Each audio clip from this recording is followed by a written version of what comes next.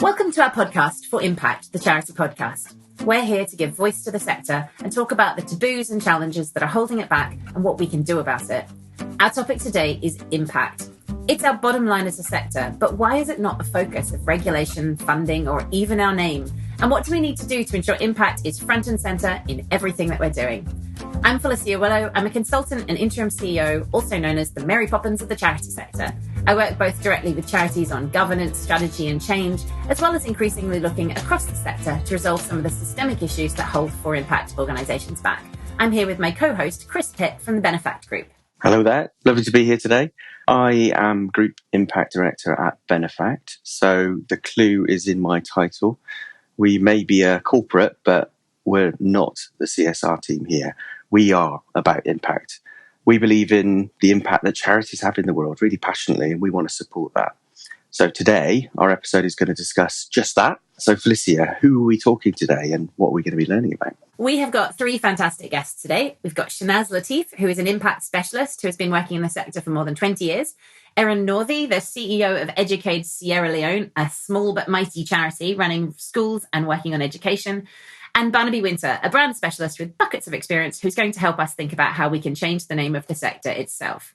They're here to help us answer three main questions. First, what do we mean when we talk about impact? Second, why is impact not fully centred in how we're funded or regulated? And third, how could the sector step up and be more impact focused? Now, Chris, as you know, I have been speaking up a bit lately about why I think the name of the sector is part of the problem. So what are the names that you can think of for our sector? Well, risk of winding you up straight away. What about the voluntary sector, for one? Absolutely. There's lots of volunteers here, but there are also a lot of paid professionals as well, who are deserving of a fair wage, no matter what the media might want to say about it. Okay. What about the third sector? I have never liked that one. Third, who wants the bronze medal? Why are we seen as less than the public and private sectors? Okay. This isn't going well. What about the non-profit sector? It's a really popular title, but I just think it tells us what we're not. Do we call the private sector the non-charity sector? No, we don't.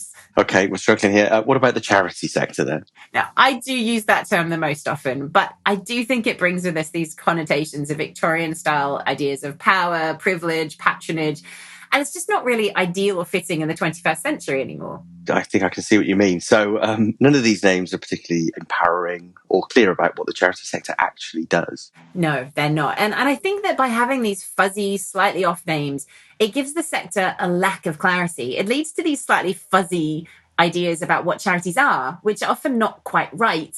But I think if we could move to a title that empowers and emboldens and properly defines us, perhaps that's a great first step. So the question is, what are we actually for? Well, for impact. We should be the For Impact sector. That thinking is the story behind the title of this podcast and a movement that started to increasingly use this name and run with it, not as a solution in itself, but as an important step in taking that space we need as a sector to own who we are and what we're about. So I guess the fundamental challenge there, though, is the charity sector is going to be the impact sector, do you think it focuses enough on impact? Does it do that job? I think the sector does, the charities do, but I'm not convinced that our regulators and our funders are doing that. And there was this report that was done by Populous and the Charity Commission back in 2020 called Regulating in the Public Interest. And I thought that spells it out in really stark detail because it found that the public's primary concern is that a high proportion of charities' money is used for charitable activity. Its secondary concern is that charities are making the impact they promise to make. So breaking that down, it means they're following this idea that spending and where the money goes is more important than impact. I just find that backwards. Cool. I think we're agreeing violently. Impact absolutely should be the focus of our sector. So in our first episode, we talked about how this focus by the media and the regulator on where money is being spent is often not well understood. So our funding and our regulation should really make sure that our purpose, which is to have impact, is facilitated as much as possible. But speaking of impact, most people are aware of the Benefact Group as a funder, particularly through its Movement for Good programme. But there's a lot of other things it does to support the sector. And so as Chris here is Group Impact Director, it seems a good time to talk to him about impact. So Chris, what does impact mean to you? Well, we see impact in three key ways, which I think get increasingly difficult to measure and understand. The first way is that we want to support as many good causes as possible with unrestricted funding. So many charities listening today will have received some of that. and we're very happy to provide them with that support. That's through small donations, spread quite thinly, which can fund anything and everything that a charity wants to do. The second way that we see achieving impact is through project funding, and that's larger grants that might be funding for projects, for core costs, whatever is needed for charities to do and deliver their amazing work. And we definitely want to be alongside charities in understanding and challenging the impact that they can deliver through that. The third way, though, and I think this is where it gets really tricky, is we want to be supporting the sector to increase its impact overall. So we are with the sector on this impact mission, I guess. And this podcast, I think, is a great example of that support. You know, we're discussing issues that help the sector, but how on earth do we assess the impact of doing this? And lots of other things that we do to support charities, like workshops, webinars, leadership development. And we recently helped one small charity leader with some leadership training. And I think that's fascinating because that really helped her develop her charity's mission. And we know will, in the long term, dramatically increase the impact of that charity. And we're really proud and pleased that we're enabling that. But how on earth do we assess the impact of that and let alone do more of it to support the sector? So I think this conversation about impact is really eye-opening and useful for us. It's exactly the conversation I think that charities, that funders, that regulators need to be having more. Absolutely. My specialism is a consultant in strategy and organizational effectiveness. So I'm absolutely convinced that kind of work could be transformational, but tracking the impact from the support you're giving to the end result is really hard to do. Let's bring in the first of our expert guests, Shanaz, and see what she has to say. Thanks, Felicia. Oh, it's so lovely to be here with you. So I'm Shanaz. I've been an impact practitioner for the last 21 years, working mainly with UK charities, trusts and foundations. And what I love to do really is to walk alongside charities to help them to demonstrate that the difference that their work makes to those they seek to serve. That's a really interesting period of time to be working in the sector. Have you seen any changes around impact measurement and the attitude towards impact in that time? Absolutely. I mean, of course, when I started out, I myself was very green. And so lots of learning about how charities work. I mean, we have upwards of 160,000 charities. The organisation I used to work with, Charities Evaluation Services, we were set up because there was a bit of a gap in the 90s around being able to actually grasp and gather that evidence that charities were making a difference. As charities themselves, you know, it's motivating to be able to see how far you've come. So I wouldn't necessarily call that pressure, but I would say that there's an incentive all round actually for us to demonstrate that. Of course, we've got the regulator that has to do the kind of legal side of things as well. But it's a bit of a joint enterprise in the positive sense to make sure that we can actually demonstrate the difference that the work is making. One of the things that happens is that we get very swayed by quantitative data. I think we become very attached to the kind of hard science approach. Now, I've been in social science for most of my academic life, so I'm a little bit biased, well, quite a lot biased, let's be honest, towards the social sciences. Not to say that hard science doesn't have its place, but, you know, when we get into social science, it gets messy.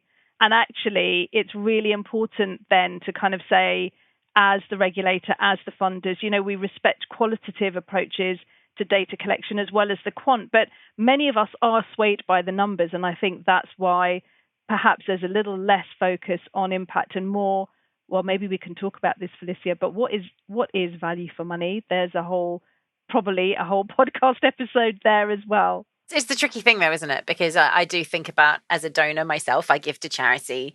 If I want to give to a new charity that I don't know much about, I want to be able to go and check them out and understand how far my £10 or my £50 or my £3,000 is going to go.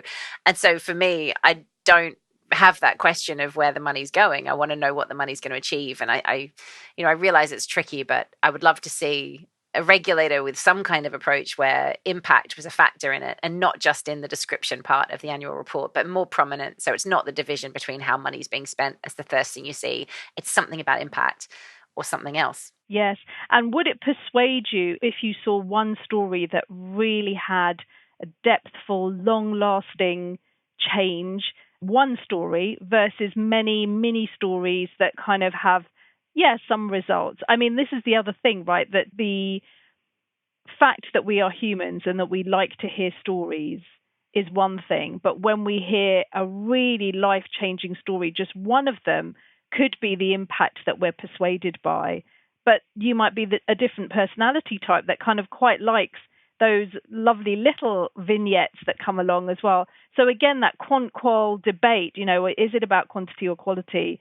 So how do you define impact? What happens when we speak about long-lasting change is that we imagine, or at least I do, that it's something static, like it's a destination, like it's an end point. And I think we miss the nuance and the subtlety of impact if we just look for a final result. But I do think that what we are invited to do with impact assessment is look at what endures. So what are the steps along the way and what lasts beyond the lifetime typically of a funded project, 3 to 5 years? Also, the ripple effects of that work. Now, I'm going to give a really quick example, if I may. It's a personal one. I attended a youth camp when I was in my teens decades ago. And if somebody would have followed up with me and asked what were the ripple effects or the lasting effects of that 2-week camp, to this day, I can still remember how my confidence grew, what skills I gained, how my interpersonal conversations got tried out in that time, what were the eye-opening moments during those 2 weeks. But the thing is, nobody has followed up. Nobody has continued to ask those questions. And here we are creating, in this case, camps for young people to become the leaders of the future, but nobody's actually followed up to find out what really happened. So that's where I think impact lives, in that beautiful, messy process of kind of revealing those changes that happen along the way and then seeing the ripple effects beyond that. So if impact is too hard to standardize as a way of regulating the sector, are there other avenues to do that? I sometimes think, I work obviously in organizational effectiveness, so strategic planning, governance, health of organizations. So the things that are often considered overheads and maybe less important, actually, I believe they're fundamentally central to the success of an organization. So it's impact. And you fix those things, the organization achieves more. It brings in more money, it spends money more efficiently, it has better direction, those things. I kind of wonder, is part of the problem about the trust people have in the sector? Yes, we need to be regulated, but are we being regulated on the right things? If we were regulated on organizational effectiveness and those questions, would that engender, okay, greater trust? I can see this organization's actually really professional. I'm going to trust them to know where to spend that money, to know how to spend that money, and that they know how to get an impact. What's your thoughts on that? Yeah, great question. I absolutely think that we have to broaden that definition, and the scrutiny needs to be beyond. There's a recent book that's come out by a recent colleague of mine called Beyond the Numbers. So looking at the assets in an organization, whether that's charitable or not, and thinking about human beings and their experience. Our sector relies on the energy and enthusiasm and commitment of volunteers, right? So what if impact included the difference that has been made in their lives? What if, as you say, some of the values around trust and integrity were also under the microscope when we talked about impact? And what about if when we unearth some of those elements that make up lasting positive change, what if some of the things around inclusion and the extent to which diversity has been celebrated in an organization, what if those all formed part of the inspection, as it were, or the thing that you get to talk about when you talk about the impact of your work? So I'm going to be a bit pedantic here. Firstly, it's around the use of the language. Okay, so Inspiring Impact, which you may be familiar with, was a 10-year program which brought organizations together, infrastructure bodies like NCVO, ACF, and so on, to really think about the words that we use, the terminology. We created a jargon buster. So one of the struggles and one of the challenges is that we're not all speaking the same language. It's got better. We're a little bit more on the same page. But still, I see so many requests for, impact measurement. How are you going to measure the impact? Hang on a second. you're doing some funding for 3 to 5 years. We've just said that impact could take a generation. So there's a struggle there where there's accountability that needs to be met and work that needs to be done. So if you're busy on the front line, but you're constantly having to monitor and evaluate to a brief timescale, there's a mismatch there of expectations, and actual reality is misaligned. So I think the struggle is in what words are we using? What timelines are we going from? When we really ask for impact, do we actually mean that? And if we do, have we got the time, the skills, the wherewithal to actually focus on this? You and I can geek out on that kind of thing, but not everybody's cup of tea is measurement. And I think the second thing is that measurement is very, very fraught because it does try and apply quite a narrow lens to this thing called impact. I'm more comfortable with assessing, but then that sometimes feels like we're going through SATs or something. I don't know. So what is the best way to talk about this? It's demonstrating, it's showcasing, it's highlighting, it's celebrating. We don't do enough of that in the sector, celebrating, and I love to celebrate the little changes, the big changes, the difference that we're making that's positive, and to learn from some of the things that have failed. And I know there's been quite a bit around kind of failure reporting, and we should celebrate the lessons we learn and so on.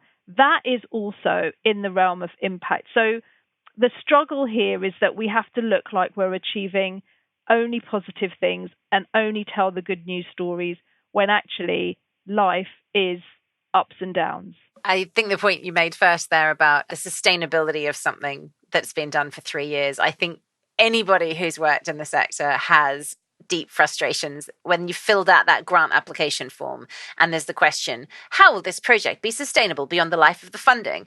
And you want to write, it won't be.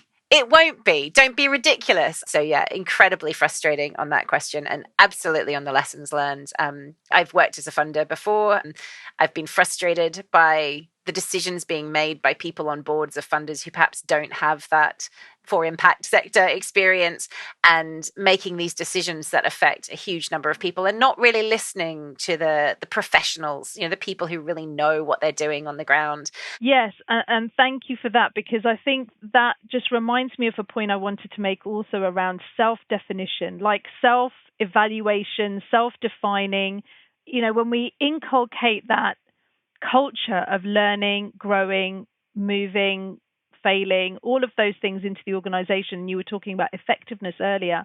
An effective organization does learn and grow and change and has the space and time to reflect. It's not to say that we dismiss impact, because as I was saying earlier, if we don't take the time to ask the questions over a period of time, we don't get the stories, warts and all.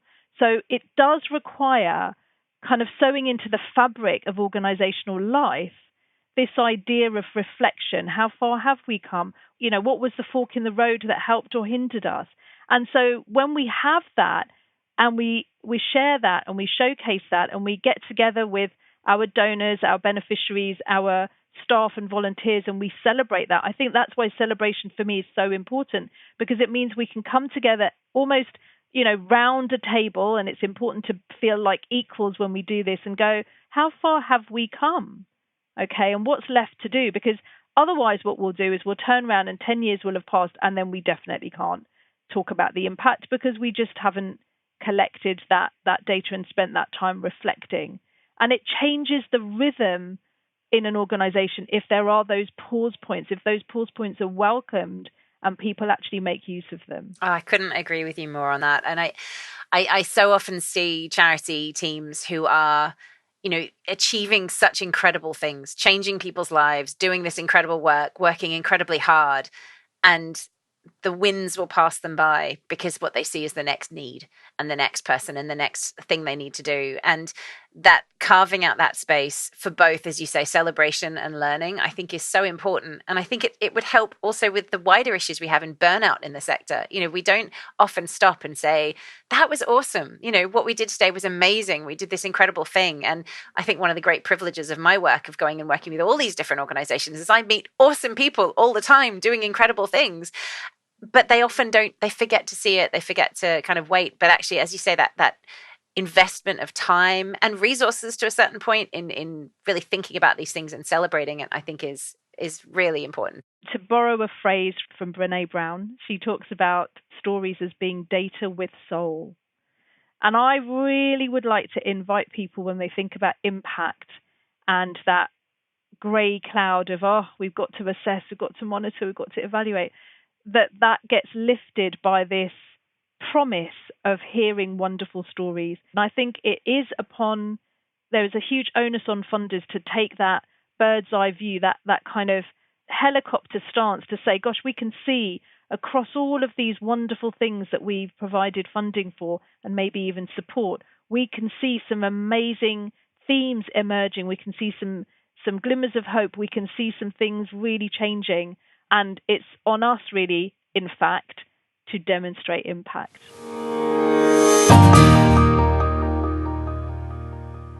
That was Shanaz Latif.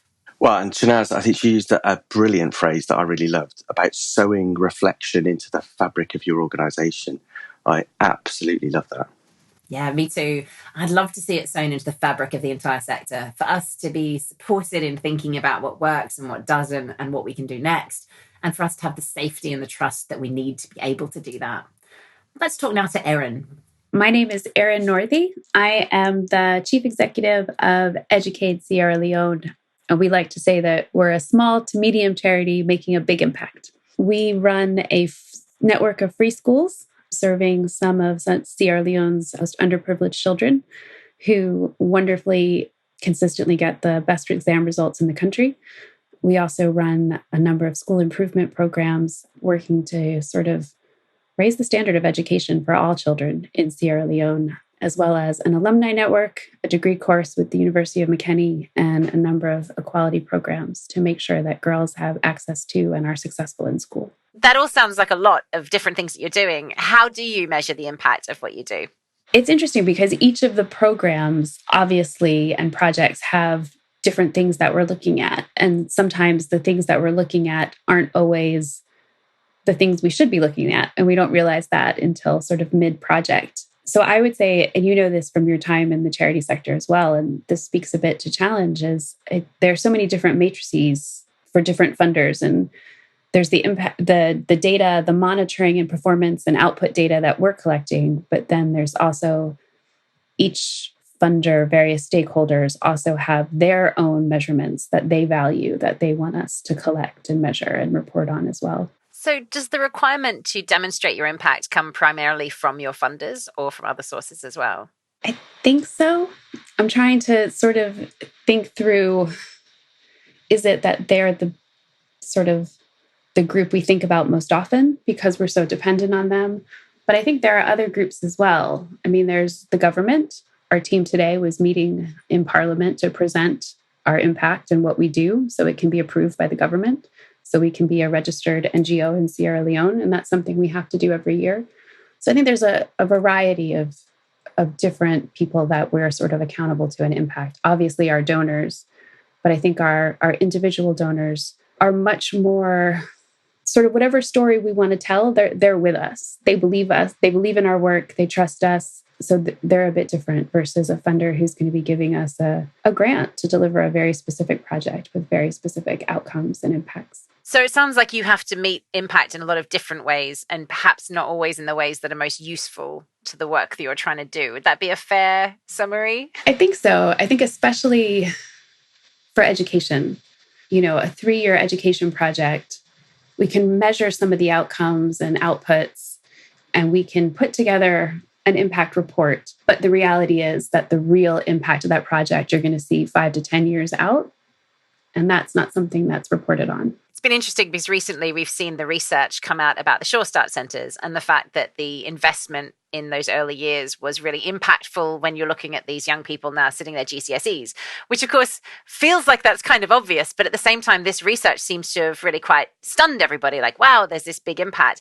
But that's one of the challenges, isn't it? Is how do we, get people to stick with a program when it might take a long time to see results? Is that something you struggle with? Absolutely. I mean, education, I have a sort of a certain week after I joined Educade. I was probably there. It was in my first year. And I remember, and it was a week and a half long period. And I met with a bunch of different funders, and 3 of them said the same thing to me. And the wording was so interesting. They said, Erin, we love what Educate does, but you have to understand that education is a black hole because there are always more children. There's no end date.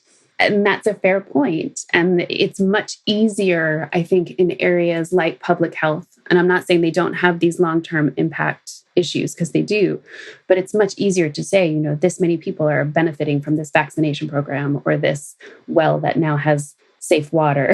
It's a lot more challenging to say that educating this group of children could change a country for the better. If you could choose how you demonstrate impact, what would you do? In a perfect world, we would be designing projects and impact and monitoring data. We'd be designing that with the beneficiaries, with the stakeholders, talking to communities and schools and saying, how will you know when this project is done that it's been successful? I think there are so many different competing priorities and sometimes cultures that people are coming from that value different things. We see it in international aid all the time, and it comes from a good place. I think it's easy to say that it doesn't always feel like the charity sector is trusted. That feels like such a fundamental point to me. How could the charity sector be more trusted? How can we generate that trust we need to get on with what the experts in each organization know works? It's interesting because there's a number of reports that we've written recently, and I was talking to our data team about sort of the conversation we were going to have today, and what are the important things that we've learned. And I would say first and foremost, the flexibility of the funder. I think we're a learning organization, and more often than not, some of our best work and innovation comes from mistakes that we've made. And so the freedom to tell that story, I think it's BRAC that, in addition to their annual report, has started doing their report of failures.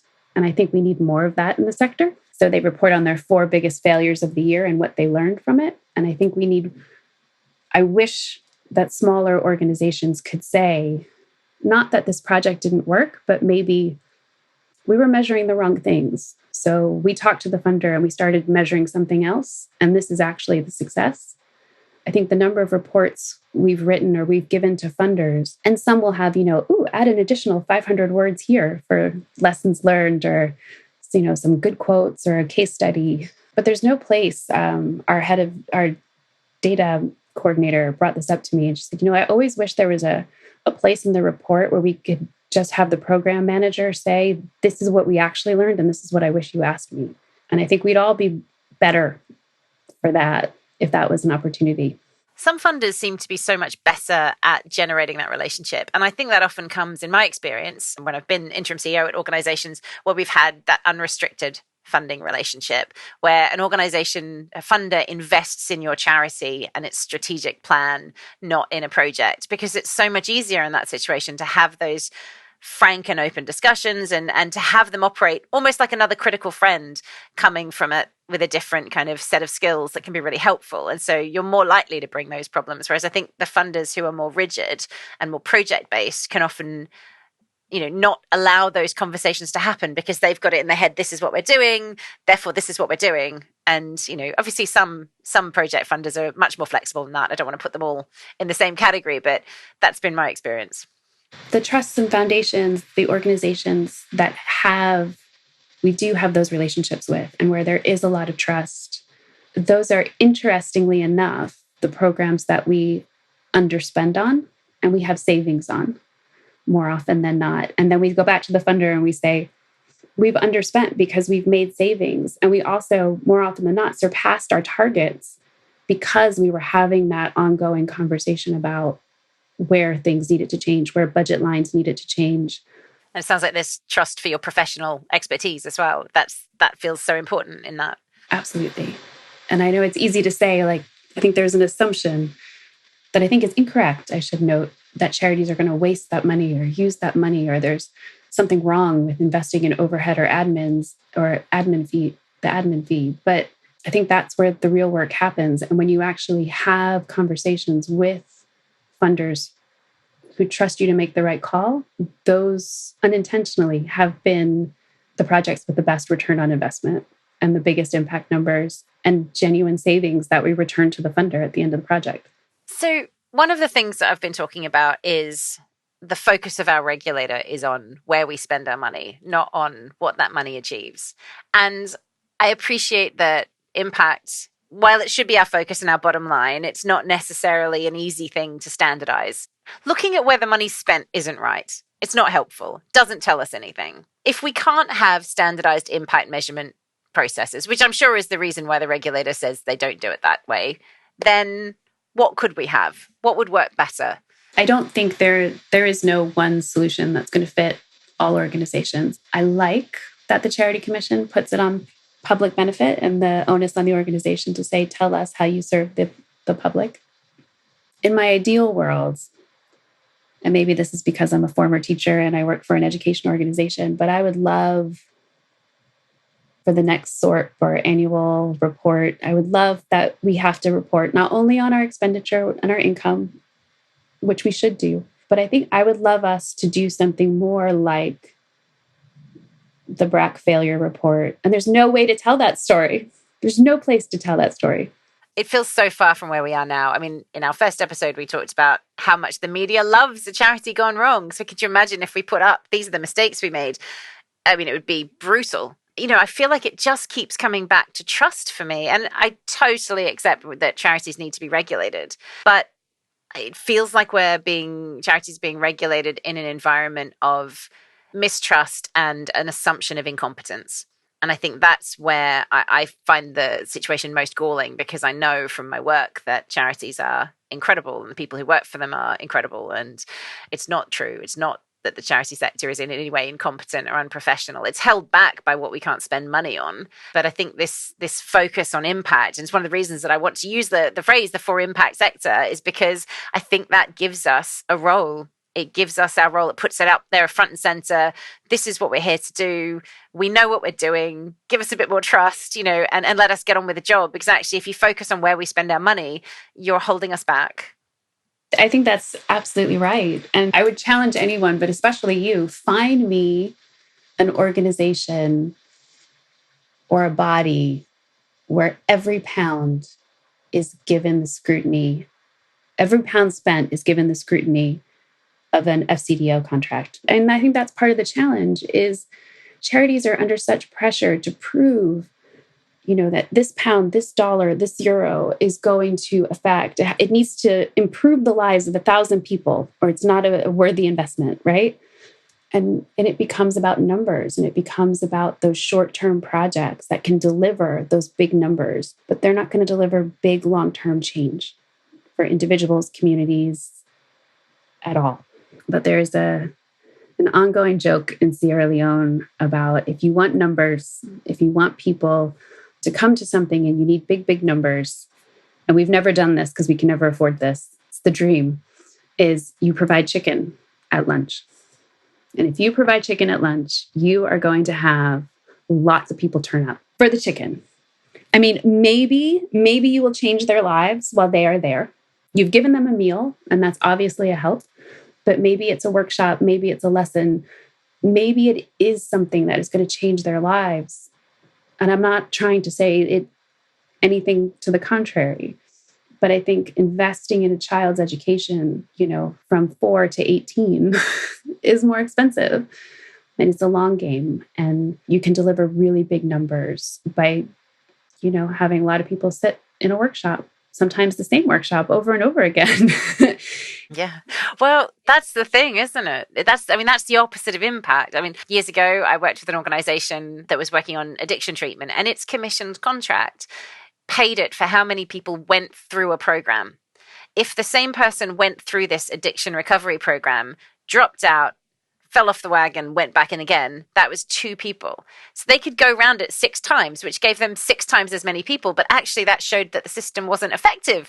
And it blew my mind that was how a commissioning contract would work. Because where's the focus on impact? I want to see the people going out of the program and staying rehabilitated, staying supported. It almost seemed to encourage the charity, almost about it. It encouraged the charity to be ineffective because you'd get more money the less effective you were. We've certainly seen it with out-of-school children, out-of-school girls. we've had conversations with funders and we'll say, but they're in school. The easiest way to get the funding would be to have them drop out of school and then bring them back into school. But that's not our values. That's not what we're doing. And I think to be a charity in this funding climate where charities are always under pressure to prove their trustworthiness, to be accountable, and to prove they're doing a public good and making change for the better, with all those pressures, it's really difficult to continue to live your values and make sure that you're making decisions based on those values as opposed to where the funding is coming from. So how do you fund impact measurement? It's gotten, I will say, credit to the sector. It has gotten a bit easier over the years in the sense that we used to have to add and fight to add budget lines for monitoring and evaluation. Because I remember arguing with a few funders, you want us to do this, but there's no place for it in the budget. So I added some lines for it to try to force that conversation. The different impact reporting that each funder wants you to do, that's what then gets prioritized with those funds, right? And I think so often there's so many things I wish, and I've tried to convince funders to fund, sometimes successfully, but the real monitoring and evaluation, because we talk so much about sustainability and how our programs and projects are sustainable. And I do believe they are, but how do we know? No funder has ever, well, that's not true because one did recently, so I do have some data now, but previously, no funder has ever paid after the project is over for data collection and to continue over the year so we can see, does growth continue? What change continues? What changes are abandoned? And that was a 1-year project. It was very small cost. It was data collection on a motorbike. And it was in some ways the best money ever spent by our organization because it was so informative about what is sustainable, what we're doing right on sustainability, and what changes need to be made to our other projects to make sure that those things are firmly embedded and entrenched. But finding a funder who's willing to pay for that is impossible. Similarly, one of the reasons our projects, I think, are effective and sustainable is because we work and create sort of accountability and support networks with communities and schools. And that's often something that we have to, I keep using the word fight, and I don't mean for it to sound so adversarial, but we often have to have discussions or we have to prove why we're having meetings with the community and the return on investing in transport and food to meet with the community. But that's going to be the success of the project and the success of the school. Attendance will improve. Safety standards of the school will improve. Subsidies being spent actually on the school.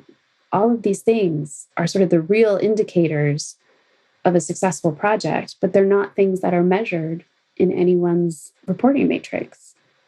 But if the head of a school management committee has the phone number of the head teacher and the head teacher has the phone number of the head of the school management committee, we've created this list of all these different criteria of how do we know if community engagement is working? And that's not something that it doesn't fit into no one's interested in the calling habits, but it actually tells you a lot about whether or not the project and the school will be successful. But you know that, and that's why I trust you to make that happen. And I think that's where we've got to get to as a sector, and not trust without reason, but trust because we know that we've got people who are focused on the cause, focused on the impact, and doing all the things necessary to make that happen. That was Erin Northey from Educate Sierra Leone. It sounds like a really tough environment to be working in, from the potentially over-regulated aid money to the inability to use that incredible knowledge and expertise to increase impact by focusing on what really works. Yeah, what really struck me from your conversation with Erin was the point that you may not know the impact you're having until you see it, which is really interesting. And that can be a difficult conversation to have with the charity and with funders. And I think that brings us back to that issue of trust, which is clearly a really important theme in this conversation. Yeah, it does feel like that lack of trust is what's holding us back as a sector.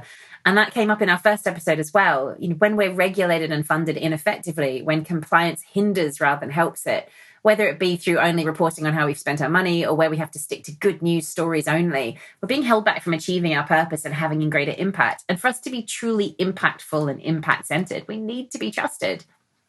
Let's now move on to a slightly different angle in all our talk about impact. Barnaby is here to help us think about what we need to do to label our sector the for impact sector. Hello, my name's Barnaby Winter from the Brand Bucket Company. I am a brand creation expert. I'm an author. I'm a professional speaker. And I'm enjoying a portfolio career at the moment, running a boutique marketing agency with a portfolio that ranges from Fortune 500 right down to the startup industry. I wanted to talk to someone like you because I'm really concerned about how the poor branding of the charity sector, the for impact sector itself, these words like voluntary sector, third sector, not-for-profit sector, how these labels contribute to the idea of the charity sector as being somehow inferior or less than the private sector, corporate light, not professional. What's your take on that? Well, I mean, certainly my experience, I've worked with over 30 charities and indeed have founded one myself and I'm currently in the process of founding another one. And it's fascinating that perceptions are so fundamentally incorrect. And I think I agree with you on that, Felicia. The truth of the matter is that you'll find fewer more professional people than you do in the charity sector, particularly when you're talking about the impact on beneficiaries. And I think one of the challenges that the sector has is the beneficiaries are getting the use of amazing experts in the charities themselves. But in order to fund the charities, the use of fundraising is used. And of course, what the non-users of charities see is kind of all the efforts from a fundraising point of view, which ultimately is fun, it's a high energy, it's lots of activities, it's, fundraising is kind of a cool place to be. But often fundraising has a massive disconnect from the actual purpose of the charity itself. And that's always the paradox that sits within a charity. And so what we've been talking about across the podcast is about the bottom line of charities is impact, as opposed to the corporate world in which the bottom line is profit. So do you think if we move to language that's more purposeful, like this idea of calling ourselves the for impact sector, do you think it would help to shift this misunderstanding? I absolutely agree with you. There needs to be an attitudinal change to the role of charities in society and better understanding and better knowledge. Whereas in other countries, they've recognized the importance of the amazing people that work in the charity sector and actually fund them properly so that actually we get used to this is a really important dimension. When you create a brand, you must have a value proposition. So whenever I create a brand, I work very closely with the organization to define their value proposition. And then once you have that, then you find expressions that are multiple and varied that you can alter so that you can talk to different people in different times, different places, in different media in a different way, but always say the same thing, which is the value proposition. So I think one of the challenges is you've got such an eclectic group of amazing people that kind of getting them all together and agree to a single value proposition is a big challenge because each individual charity has their own value proposition. So what's the overall value proposition? I think that's why we have to look really big picture, and I guess one of the issues that we've talked all about is this trust issue. It's getting the public to recognize the sector is full of experts who understand impact in a meaningful way, in a way that if you're not in that organization, you can't possibly understand. And we need to move to an environment where we as a sector are seen as professional and trustworthy and every bit as important as other sectors, and where we are regulated in the right way so that we're regulated in a way that helps us further the impact we're there to have, because that is what is common across all charities, that bottom line. We don't have to get into the detail of what they do because that change is what we're there to do. So for those in the sector who want to have different language about it, we are held back by the language that is used. Voluntary sector. Yes, I agree. Voluntary sector, people think we shouldn't get paid. Third sector, we're somehow inferior. Not for profit, that's what we're not. These words are so unhelpful. So how do you, as people working in the sector who want to make a positive shift about language, who want to stop this negative language being used to label the sector in a way that we think is holding it back, what can they do to change that perception of the brand? It's a great question. The key word invariably in these situations is the word education. Again, my experience has been that if you go through a process of educating the people who are providing that feedback so that you can reframe the understanding of a sector through education. So we need to educate government better to talk about the charity sector better. We need to educate the corporate world in a better way to understand the way charities why they exist, what they do, what would happen if they weren't there. The first thing you should do from a brand development point of view is create a value proposition. And then you say, does that language that we've got there, does it serve the value proposition or does it dilute the value proposition? It is about respect for the sector. It is about enabling trust to happen in the sector so the sector can get on and do what it needs to do. And that's where I think impact is the unifying thing that the sector does. It's not what it doesn't do. It's not how some of the people happen to be not paid. It's not about being less than other sectors. It is about what we do. We have impact. That is our ultimate purpose. So having that label makes us more recognized as a sector. So we are already a separate sector. We do already have different functions. We're not the same as the corporate sector. There's overlaps, but some of the overlaps are hangovers from the corporate world that have kind of come into how charities have been set up and actually are frustrating. We need our own tools and our own approaches because we're not the same. I run strategic planning workshops and sessions for charities, and we don't talk about competition and user value and all those kind of things because we're not a corporate. We talk about mission, vision, and values. We talk about the impact we're trying to make. It's a fundamentally different approach than the corporate sector. So I think it's about, for me, having language that we use that is more empowering and then generates the respect that the sector needs to be able to do what it needs to do. I still would, from a brand point of view, would contend that the impact is an outcome of the great work that is done. It is not the reason for the work. I think that's because we can't share a reason. As you've said, there's not one reason for everybody. It has to be the outcome, just as I would characterize the commercial sector as being for profit, and some commercials would be really offended by that because they might be B Corps and they might be trying to do other stuff. But ultimately, ultimately they are there to make profit. So therefore their bottom line is profit. And I think that's where the bottom line goes. You've got the for profit sector, you've got the for impact sector. That's how we are different, and that's how we can be understood to be different in a way that can help us be more effective.